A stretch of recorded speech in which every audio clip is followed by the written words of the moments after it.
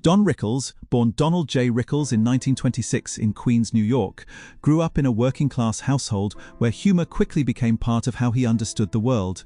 His family life was steady but modest, and like many kids in his neighborhood, he learned early how to read people, respond quickly, and survive socially with sharp instincts.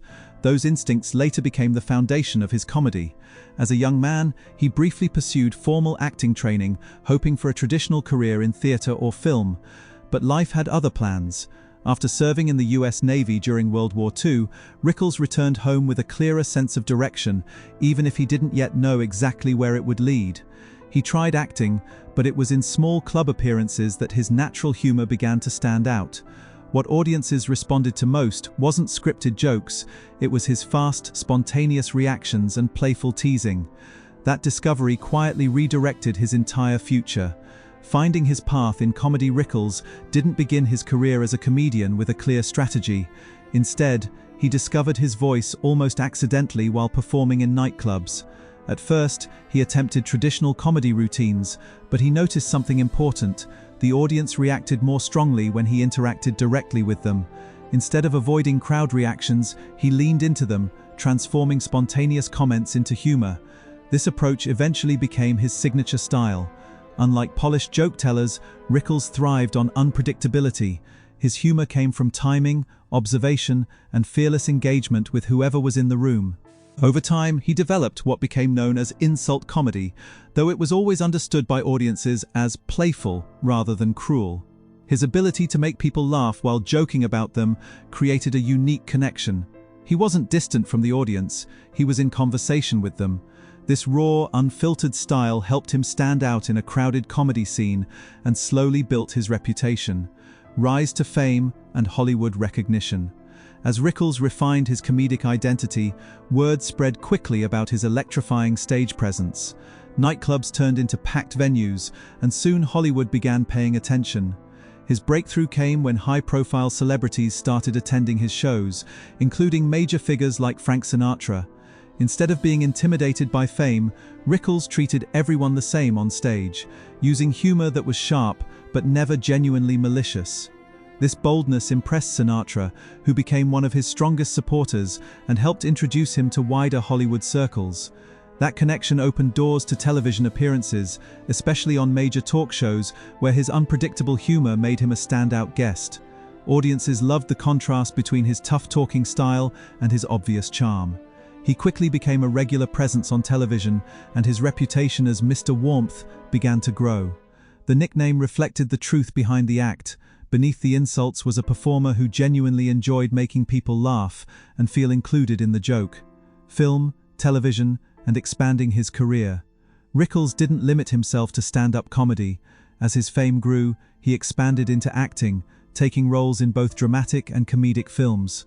Early appearances showed his versatility, including supporting roles in films like Run Silent, Run Deep, and later Kelly's Heroes, where he worked alongside major stars of the era. While his primary identity remained comedy, these roles proved he could adapt to different styles of performance. On television, he starred in CPO Sharky, a sitcom that allowed him to bring his comedic personality into a structured narrative. Even in scripted environments, he maintained his sharp humor, giving the show a distinctive edge. Over time, he became a frequent guest on variety programs and celebrity roasts, where his quick wit often stole the spotlight. Whether acting or improvising, Rickles brought energy that felt unpredictable and alive. His career continued to evolve without losing the core element that defined him: spontaneous, fearless humor rooted in real-time interaction. Personal life and family foundation. Behind the stage persona, Don Rickles was deeply devoted to his family, especially his wife Barbara, whom he married in 1965. Their relationship became a stabilizing force in his life, offering balance to the chaos of show business. Unlike his public image as a fast-talking comedian, Rickles was known at home as grounded, affectionate, and loyal. His marriage lasted more than 5 decades, built on humor, mutual respect, and shared life experiences. Together, they raised 2 children, Mindy and Larry, both of whom pursued careers connected in different ways to entertainment. Despite his demanding career, Rickles prioritized family whenever possible, often saying that his greatest pride came not from fame, but from his role as a husband and father. However, Like any long life, his family journey also included deep sorrow, including the loss of his son Larry, a moment that profoundly affected him. Through both joy and hardship, his family remained the emotional center of his life. Connection to audience and cultural impact. What made Don Rickles truly unique was his ability to connect directly with audiences in a way few performers ever achieved. His comedy wasn't distant or carefully staged, it was immediate, reactive, and personal. Audiences never knew exactly what he would say next, which made every performance feel alive.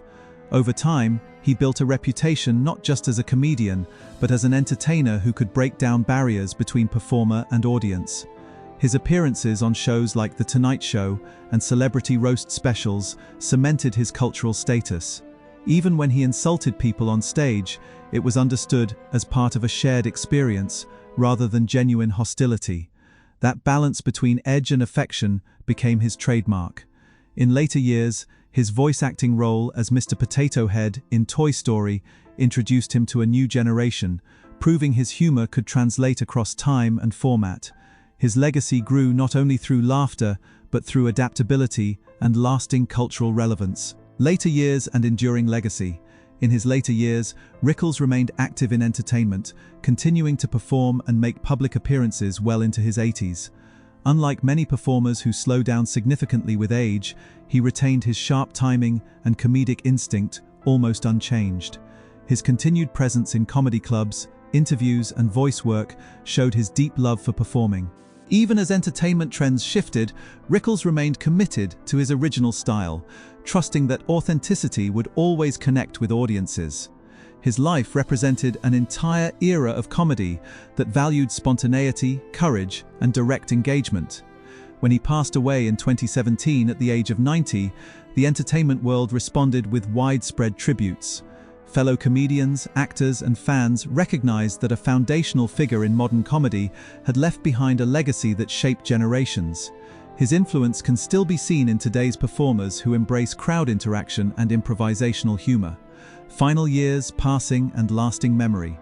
Don Rickles spent his final years in Century City, Los Angeles, surrounded by family and the environment he had called home for decades. Even in retirement, he remained mentally sharp and humorously engaged with life, often reflecting on his career with gratitude and pride. His passing in 2017 marked the end of an extraordinary chapter in entertainment history. He was laid to rest at Mount Sinai Memorial Park Cemetery, a resting place shared by many figures from Hollywood's golden era. For fans and colleagues, his death was not just the loss of a comedian, but the closing of a unique style of performance that may never be replicated in the same way again. His legacy lives on through recordings, films, television appearances, and the comedians he inspired. More importantly, it lives in the idea that humor can be bold, direct, and still rooted in connection.